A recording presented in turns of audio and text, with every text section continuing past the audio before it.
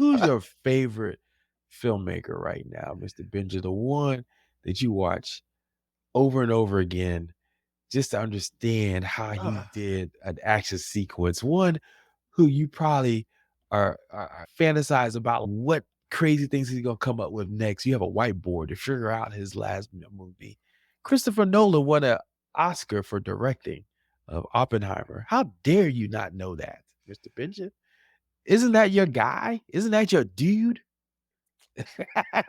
I was happy for him.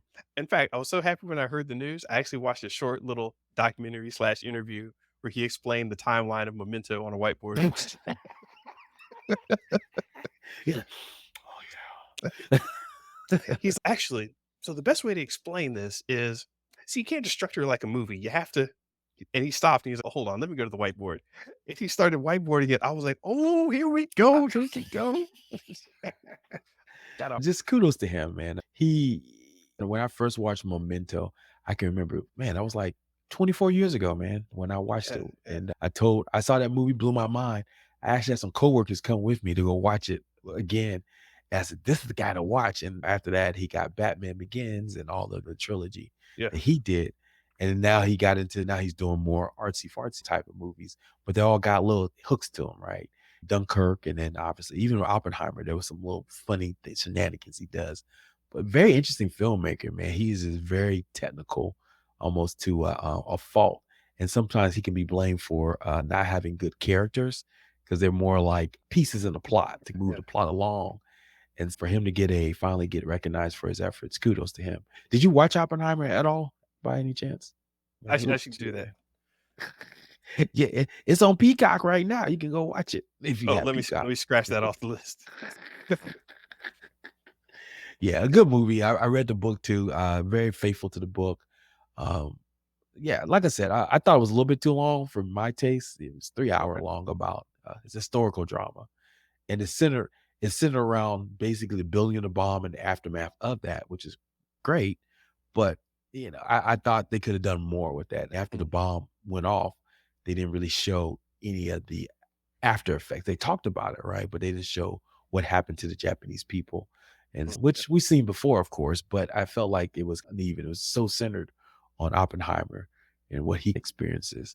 But I digress. So anyway, so that's why I cared. I thought that was kind. And then also that movie made nearly $1 billion, a 3 hour biopic about physics. Yeah, that Who is would have wild. thought? That's crazy. And that's only because it got tagged along with social media with another movie called Barbie and this whole Yes. Barbenheimer phenomenon Yeah. that just blew the doors wide open on cinema this year because Barbie was a thing, was another big thing that happened. That made $1.6 billion last year. A movie about a doll that no girl plays with now. And this blew my mind. And so and it because it became a thing. So it was like so Barbenheimer, I think, encapsulates a lot of things that we talk about, Mr. Benja. There was these unknown properties, IP properties, right? That kind of Mhm. came together. One was a book, one was a toy. Unique filmmakers that Greta Gerwig with Barbie and her take on it. And then obviously Christopher Nolan has interesting story, the way he tells his stories. And then social media, man, just how it just made these things bigger than they probably would have been on their own. And yeah, like I said, I thought it was pretty interesting to see. And this is the first time I think a movie that made that much money had a chance to win. I think the last time that happened, I think I put it on here. The ratings for this was only about 19 million. Um, yeah, I think I have the numbers there. I can't find it right now, Mr. Benja. I lost in the sauce, but I think I put Oh my god. 19.5 Yeah. million. Yeah, Mhm. 19.5 million viewers watched the Oscars live or maybe delayed. And that's the best since 2020, but it's a far cry from 55 million people watched it back in 1998. And that movie was the Titanic, which I think did you see the Titanic movie? Yes, yes, yes. Yeah, I was at FAM. I remember took a date to go see it. I never forget. I was like, Nice. that movie's pretty good. So 55 million people watched the Oscars when Titanic won its historic run. And so that goes shows you that movies may not be as monolithic as they once were unless they get some help from social media or something like that. And Yeah, so yeah. those are some of the things that I thought was interesting. And that's why I want to kind of bring up the Oscar to talk about that. And you displayed that a lot of people don't care. So that's is interesting. Oh, real quick, do you know about this other thing called Ken? I'm just Ken. Did you hear about that? Did that go viral, or did you know anything about that song or what that was about? I know about the song, didn't mean much to me, but what about it going viral? It was just Ryan Gosling.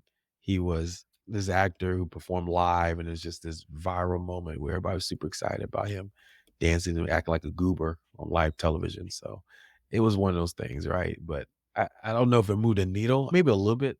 And Mhm. the Gen Zers, I don't think they care watching stuff live. Oh, they'd rather just watch it on Twitter or TikTok or whatever, and people reacting to it as opposed to maybe watching it live. Because you remember when the Chris Rock slap That's a happened? good okay, that's a good question, though. It's like, you figure with live and all the people connected socially, there's a play that needs to happen there with the whole Instagram, I'm on my phone, live, what can happen kind of thing.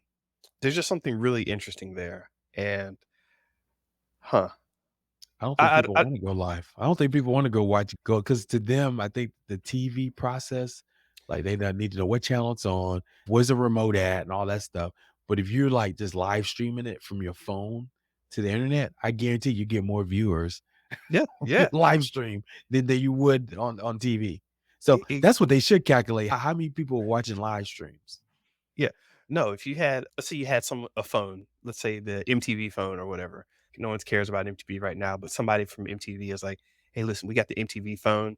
It's a special phone. It's gonna be live streaming the entire night. We're gonna pass the phone from me to Rick Ross, and then after a couple minutes, Rick Ross is gonna hand the phone off to Jada Pinkett Smith. After she has it for 5 minutes, we're gonna pass it off to Katy Perry." And it's, "Oh, okay, that might Mm, be interesting." You just got this phone, you're live streaming with people, they're doing all kinds of stuff and you're at the Oscars or something. What I'm saying is there's a play there and they're not I picking up agree. on it. I think they've tried elements of it. Maybe if you do, that's what the hashtags are for, right? People They're are whack. posting automatically. Yeah. They're just you just go to hashtag Oscars, right? And then you'll see what the celebrities are posting. You'll see different pictures of celebrities doing different things. But to your point, it's nothing like official. But maybe they should. To your point, It's nothing like Yeezy in his car talking about why.com.